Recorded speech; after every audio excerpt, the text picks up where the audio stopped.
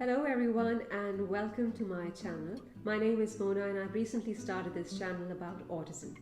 In this video in particular, I'm going to touch upon the topic of what is autism. Autism is enough to make any parent stumble, right? After all, there is hardly any parent who would not like to see their child happy and healthy. So when they are informed by the professionals that their child has autism, or they fear that their child has autism, they are really perplexed and puzzled as to how to go about the situation. In my experience, the best thing that they can do is to get themselves informed from the right sources, because once they have the knowledge from the right sources, from valuable and trustworthy sources, then they can make informed decisions about their loved one or about their child who has been diagnosed with autism. Because you see, autism is something that it's not medically treated. There is no medical test involved that you can get done and have your child assess whether he has autism or she has autism or not. It's basically a study of behaviors and how those behaviors are impacting the functionality of that person or that child in question. So I would define autism as a neuropsychological condition, right? It's like a neurodevelopmental pathways of an autistic person are developing quite different than that of a typical developing person. So because it's a bit different, we see that they have differences in the way they communicate, in the way they socialize. They may have some differences in their learning and as well as in their behavior. We often hear about challenging behaviors in autism, and that's one reason that a child or an individual with autism displays challenging behaviors is because of the different wiring of their neurodevelopmental pathways. I'm going to define autism under the DSM-5, which is the Diagnostic and the Statistical Manual of Mental Disorders, and this has been designed by the American Association of Physicians, and they have sort of made this criterion for the diagnosis of autism. I'm now going to discuss that with you. So here I'm going to define autism under DSM-5. Basically, autism diagnosis has been classified by two classification methods throughout the world. One is the DSM-5, which is the Diagnostics and Statistical Manual of Mental Disorders. As I told you, it has been formulated by the Association of American Physicians. And the other one is called the ICD, the International Classification of Diseases. And the current version, which is in use, is version 11. But because where I live, the DSM-5 is used, so I'm going to talk about the classification of autism under DSM-5. So basically, they say that autism is a developmental disorder that affects the child in the social communication and in the restricted and repetitive disorders category. Now, underneath the social communication, there are three factors that we assess, which is the social reciprocity, the non-verbal communication, and relationships. I'm going to dilate upon each of these separately. So, social reciprocity means that a child may have, or any individual may have, like a very abnormal social approach. They may have a failure of a normal back and forth conversation, and they may have reduced sharing of interest. They may not like to initiate or respond to any social interactions. And if that is something which affects their normal functioning of their daily life, then that is like a red alarm and one has to be aware of that. The other one is non-verbal communication, that they hardly make any, under non-verbal, the first thing that comes to our mind is the eye contact. They don't make any, or there are abnormalities in eye contact. There may be lack of understanding body and face gestures. They may themselves don't have any facial expressions and non-verbal communication. The next one is relationships, And this one I think I relate to the most as a mother. I found that I did not enjoy really a close relationship with my son because of our difficulties both in social reciprocity and non-verbal communication. So, but other than that, I could see that he also had difficulty forming friends with his peers, both at the kindergarten or at school level. He would sort of, he would really not have any interest in his peers, and he would find it difficult to make friends. So under DSM-5, in order to be diagnosed with autism, you need to have all these three categories under social communication. So, and then the other categories of restricted and repetitive disorders.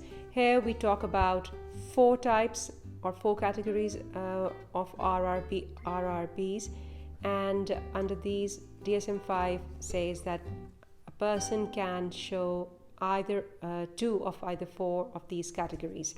So stereotyped or repetitive movements can mean that they have some idiosyncratic phrases that they speak all the time, irrespective of the situation that they are in, and that they have they line up their toys. They have a very stereotypical way of playing with toys or with while they are eating, or their normal day-to-day functions. They carry it out in a very stereotypical manner. Insistence on sameness, that's a big one. That's something that I struggle with a lot with my son. So he was extremely distressed at any small changes, made in his routine on any given day, and he would always have difficulties dealing with transitions. And he wanted to go on the same route to his school, and I still remember the days where I had to struggle with him if I take an alternative path or route.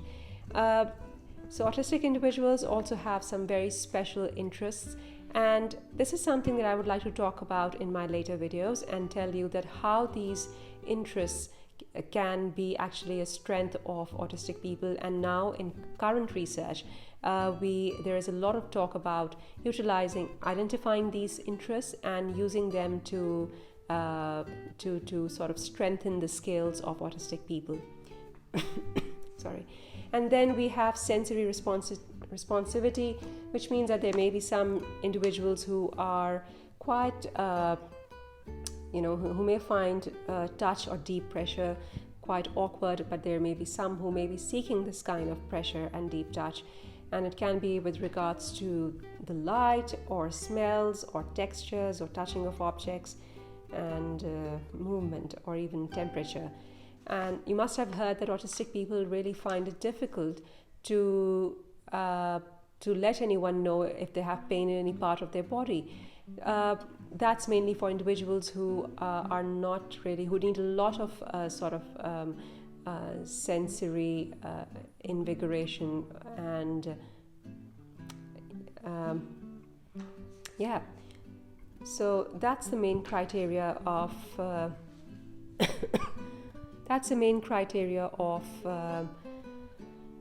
autism under DSM-5. Along with this, DSM-5 says that a person who has autism can also have some conditions at the same time. It's not essential, but there has been observations that a person who has autism can have anxiety at the same time, or they can have epilepsy, or not all. Here I also want to make one thing clear, that not all autistic individuals are intellectually impaired. This intellectual or language impairment can be a co-occurring condition. It can or it cannot exist in autistic individuals. Then there are some other theories that I would like to explain from the autistic point of view, and these theories have they have gained a lot of acceptance and in the research, and I think it's nice that parents or anyone who is dealing with an autistic person in their life are aware of these theories.